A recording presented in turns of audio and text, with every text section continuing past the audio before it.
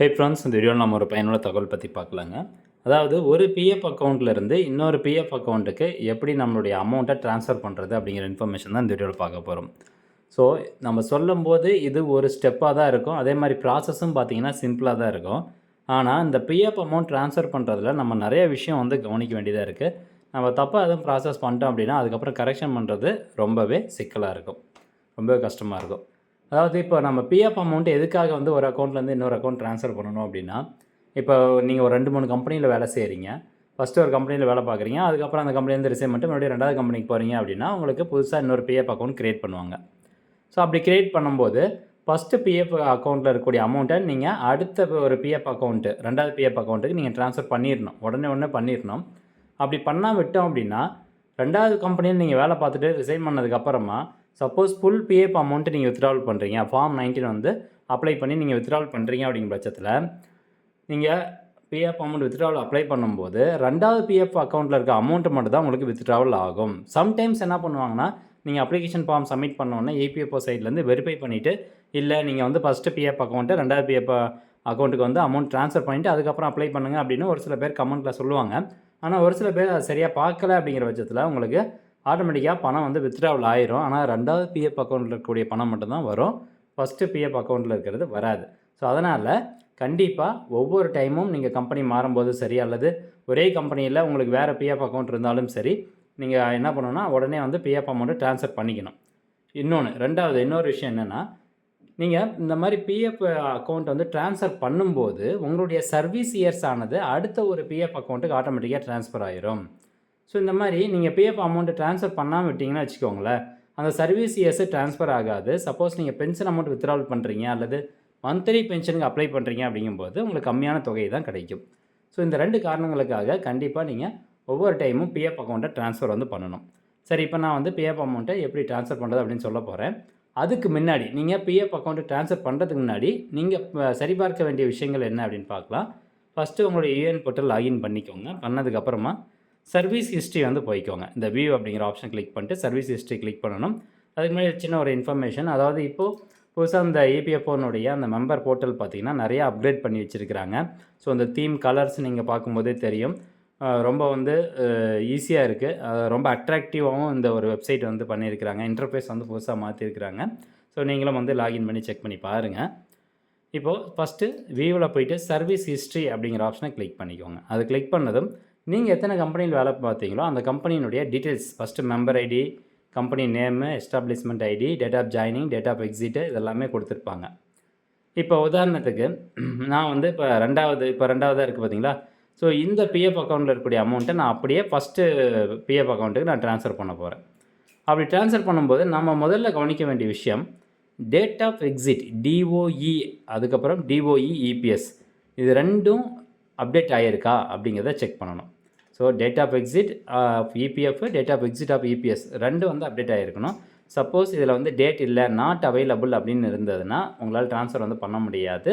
So அதுக்கு நீங்கள் first date of exit வந்து அப்டேட் பண்ணணும். மார்க் எக்ஸிட் அப்படிங்கிற ஆப்ஷனில் போய் அப்டேட் பண்ணணும். அது ஏற்கனவே நம்ம சேனலில் வீடியோ போட்டிருக்கோம், அதை பார்த்து நீங்கள் மார்க் எக்ஸிட் வந்து அப்டேட் பண்ணிக்கோங்க. ஸோ ஃபஸ்ட் நம்ம பார்க்கக்கூடிய விஷயங்கள் வந்து, எந்த பிஎஃப் அமௌண்ட்டில் இருக்கக்கூடிய அமௌண்ட்டை ட்ரான்ஸ்ஃபர் பண்ண நினைக்கிறீங்களோ அந்த பிஎஃப் அக்கௌண்ட்டில் டேட் ஆஃப் எக்ஸிட் வந்து அப்டேட் ஆகியிருக்கா. போத் இபிஎஃப் அண்ட் இபிஎஸ் 2மே வந்து அப்டேட் ஆகிருக்கணும். இபிஎஃப் மட்டும் அப்டேட் ஆகிருந்து இபிஎஸ் அப்டேட் ஆகாமல் இருந்துச்சு அப்படின்னா உங்களுக்கு நான் ஏற்கனவே சொன்ன மாதிரி சர்வீஸ் இயர்ஸ் வந்து ட்ரான்ஸ்ஃபர் ஆகாது. ஸோ இந்த ஒரு விஷயங்கள் வந்து கவனிச்சிக்கோங்க. இப்போது நம்ம எப்படி வந்து ட்ரான்ஸ்ஃபருக்கு அப்ளை பண்ணுறது அப்படின்னு பார்க்கலாம். இந்த ஆன்லைன் சர்வீசஸ் அப்படிங்கிற ஒரு ஆப்ஷன் இருக்கும். இதை கிளிக் பண்ணி இங்கே பாருங்கள், 2வது option 1 member 1 EPF account transfer அப்படின்னு இருக்கும். அந்த ஆப்ஷன் நீங்கள் கிளிக் பண்ணிக்கோங்க.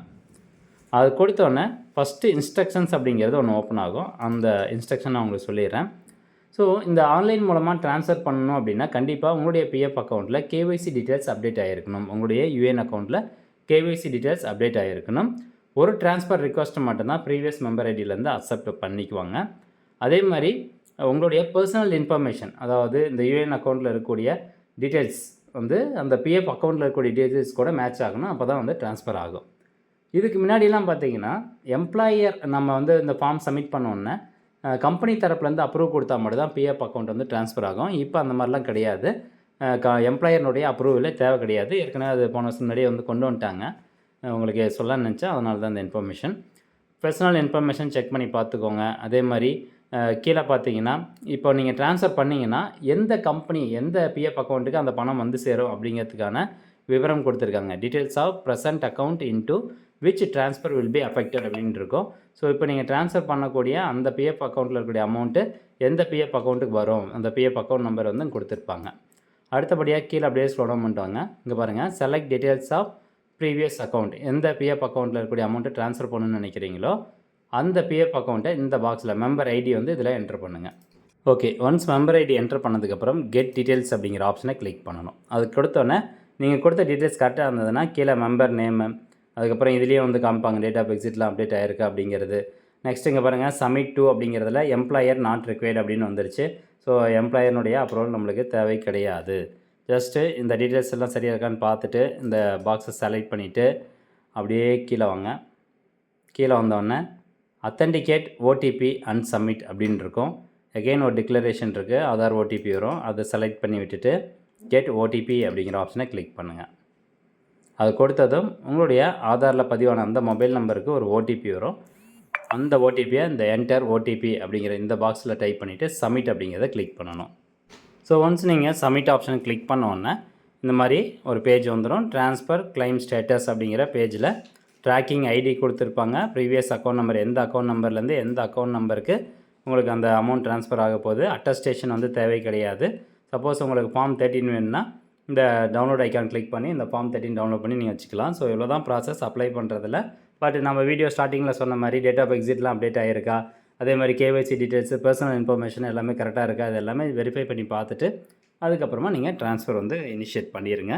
எம்ப்ளாயர் அப்ரூவல் இல்லாதனால உங்களுக்கு டக்குன்னு வந்து பார்த்திங்கன்னா அது ட்ரான்ஸ்ஃபர் ஆகி முடிச்சிடும். ட்ரான்ஸ்ஃபர் ஆனதுக்கப்புறம் நெக்ஸ்ட் மந்த் வரக்கூடிய பாஸ்புக்கில் இந்த அமௌண்ட்டு கரெக்டாக ரிஃப்ளெக்ட் ஆகுதா அப்படிங்கிறத செக் பண்ணி பார்த்துக்கோங்க.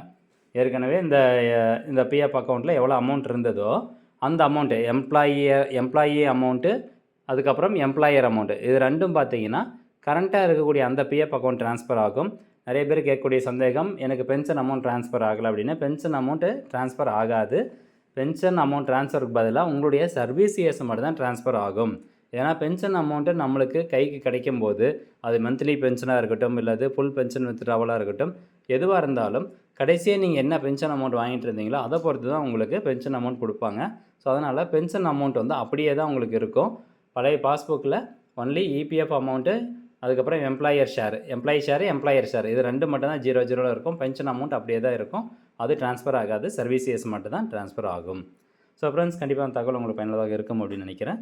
மீண்டும் அடுத்த ஒரு நல்ல பதிவில் சந்திக்கலாம். நன்றி, வணக்கம்.